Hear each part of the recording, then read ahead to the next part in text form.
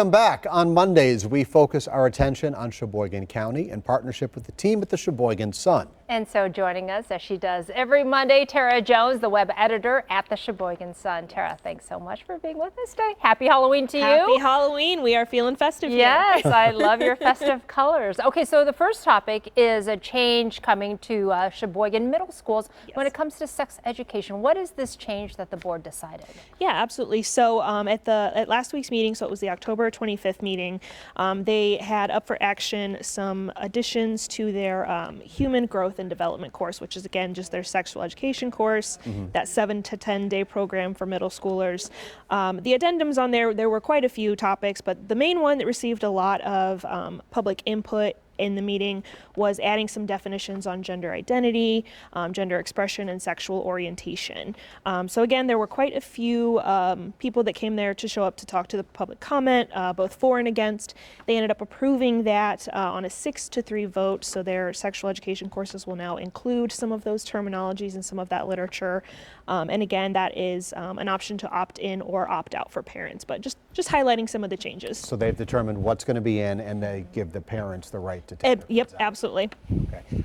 Local business getting attention from Forbes Magazine, which is kind of a big deal. Pretty big. What's that all about? Yeah, so Acuity Insurance, we talk a lot about the big employers in Sheboygan and Sheboygan County. And they are a biggie. You can't not mention Acuity. So they were recently honored by Forbes Magazine as one of the top insurers.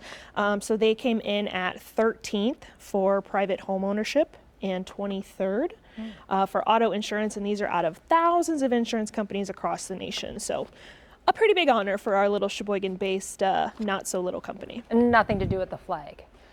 Or Might have swayed.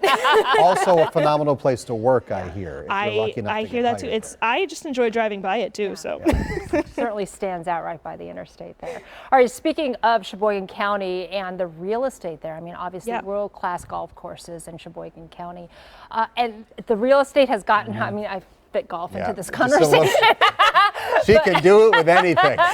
But what is that? How is that going to impact your coverage because of the attention to land and real estate there in your neighborhood? Yeah, so like everywhere, real estate in Sheboygan County, really through the pandemic, it just got really crazy there, and in a good way. In a good way, yes, in a great way. Well, depending upon if you're the buyer or the seller, I guess.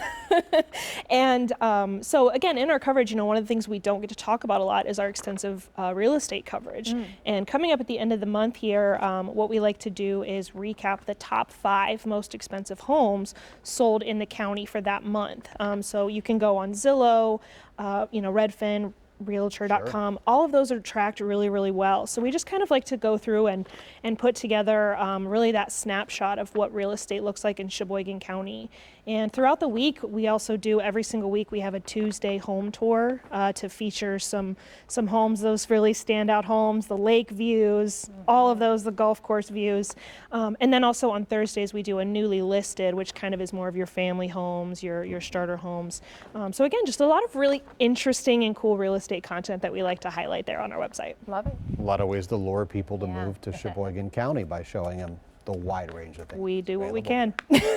Tara Jones, web editor from the Sheboygan Sun. Thank you, as always, for making the trek down. Thank you. Here to Capitol Drive to talk with us on Monday afternoons. And for more stories out of Sheboygan County, just head to the Sheboygan Sun website. It's sheboygansun.com. So easy to remember. I want to call it What's Shakin' in Sheboygan. Yes, I like that name idea. too. Okay, live interviews every day on TMJ4 News at 4. Tomorrow, Mr. Mark Cass from the Milwaukee Business Journal will join us. He talks business news across southeast Wisconsin.